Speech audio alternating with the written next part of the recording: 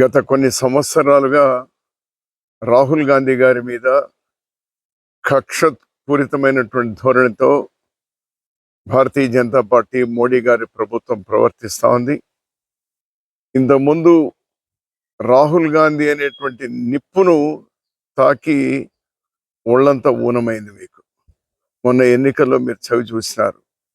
అతని మీద శిక్ష పడేటువంటి విధంగా ప్రేరేపించడము, పార్లమెంట్ సభ్యత్వాన్ని రద్దు చేయించడము, ఇంటిని ఖాళీ చేయించడము, ఇవన్నీ జరిగిన తర్వాత ప్రజల తీర్పు ఏ విధంగా ఉంటుందో రుచి చూయించినారు మీకు.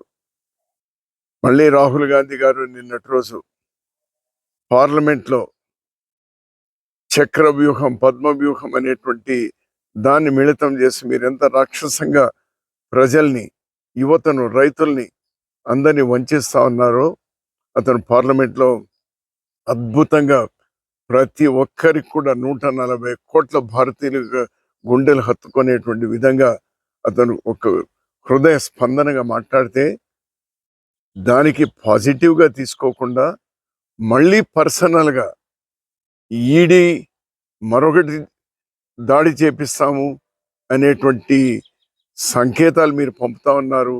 రాహుల్ గాంధీ గారు కూడా ట్వీట్ చేశారు. రాహుల్ గాంధీ ఇంకా నిప్పు కాదు, అది ఒక అగ్ని జ్వాల, మసైపోతారు, జాగ్రత్త, ప్రజల గురించి ఆలోచన చేయండి.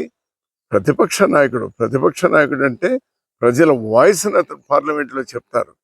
దానికి ఏ విధంగా సొల్యూషన్ తీసుకోవాలి అనేటువంటి మీరు ఆలోచించాలి. కానీ మరోసారి రాహుల్ గాంధీ గారిని మీరు తాకే ప్రయత్నం చేస్తే ప్రజలు మిమ్మల్ని క్షమించరు, సహించరు.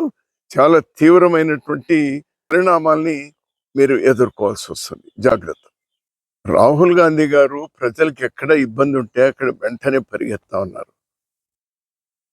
మణిపూర్కు 2 సార్లు వెళ్ళొచ్చినారు. వాళ్ళతో మమేకమైనారు. వాళ్ళకు ధైర్యాన్ని ఇచ్చే ప్రయత్నం చేశారు. మీ కళ్ళు తెరిపించే ప్రయత్నం చేసినారు. అదేవిధంగా కేరళలో, వయనాడులో భయంకరమైనటువంటి ఫ్లడ్స్ వచ్చి అక్కడ ఇబ్బందుల్లో ఉంటే అక్కడ అతను, ప్రియాంక గాంధీ గారు వెళ్ళినారు. ప్రధానమంత్రి గారు పోరేంటి? రక్షణ మంత్రి గారు పోరేంటి?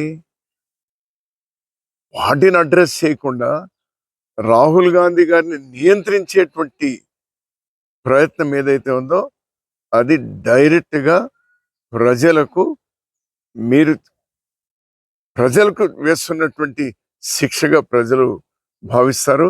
ఇది కేవలం ఒక రాహుల్ గాంధీ గారికి కాదు, మొత్తం ప్రజలందరూ కూడా చూస్తా ఉన్నారు. మీ వాళ్ళకాన్ని చూస్తా ఉన్నారు. జాగ్రత్త.